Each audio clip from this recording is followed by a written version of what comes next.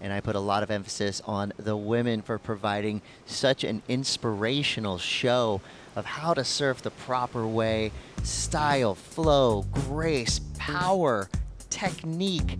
I mean, every woman in this draw showed us a unique perspective of surfing, and you see both of these surfers, their path to the finals was just very impressive. Yeah, and the one thing that the women did so well today and throughout the whole event, footwork, cross-stepping, the use of the cross-step in and out of critical nose rides to keep that board trimming through turns. Kelis, of course, that great first heat against Mason, and then beating 3 times Women's World Longboard Champion Honolulu in the semi, moving on to that final, and then goofy footer Chloe Calmon, that bottom battle with Sophia was very good as she moved to beat Racheal, who was really on fire, and then it came down to a super exciting final between the goofy footer and the regular footer, the 17-year-old and the 18-year-old, but Sophia just had that edge, and I just love the control of the composure in and out of those critical nose rides, and look at the way she puts power into those turns, but done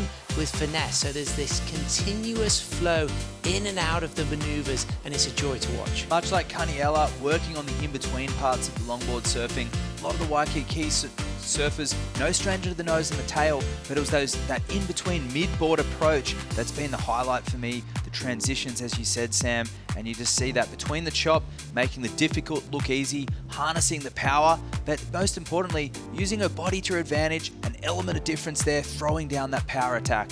Yeah, Chromio would be proud watching all of this fancy footwork go down, and you know, in watching both of these surfers and how they approach that final, you can see what it meant to them emotionally, and you could just see the joy that they carried themselves in and out of the water. Best of friends going out there. They brought out the best in each other. And this really says a lot about the longboard community. How often do the male finalists cheer up the women's winner? Guess who was carrying the board? It was Kelis as well. So complete.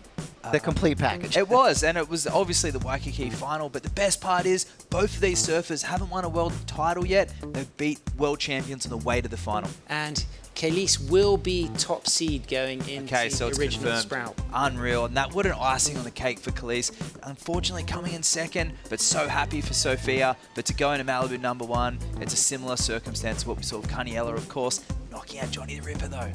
No doubt, and you know, you talk about proof of concept. Bringing this event to Surf City, El Salvador, I think paid off in huge ways for everybody. I'm talking about the surfers, I'm talking about the viewers, the fans, the enthusiasts out there that, you know, we're thinking, okay, El Salvador longboarding, is that going to go together? I've only seen Punta Roca maybe, but I'll tell you, this wave shined, and guess what? Around the corner, we've got the most famous break on planet Earth, Malibu. This is where hot dogging started. This is where longboarding really took root in not just surf culture, but in global culture in general. I mean, we're talking Gidget, Mickey, Dora, everything. Big Wednesday, it all went down right here in Malibu. And we're going to make history there again. Here is your original sprout, Malibu Longboard Championship, brought to you by Tractor Beverage Co.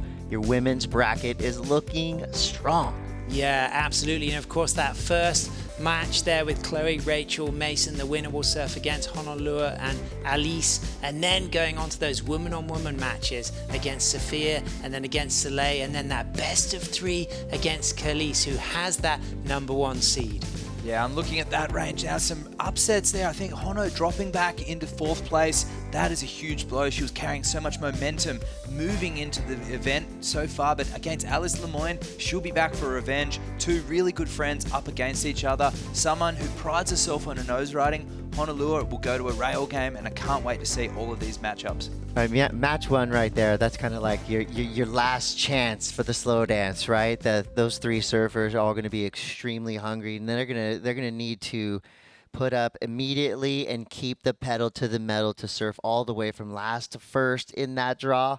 It's going to be extremely difficult, but that's why they are the best.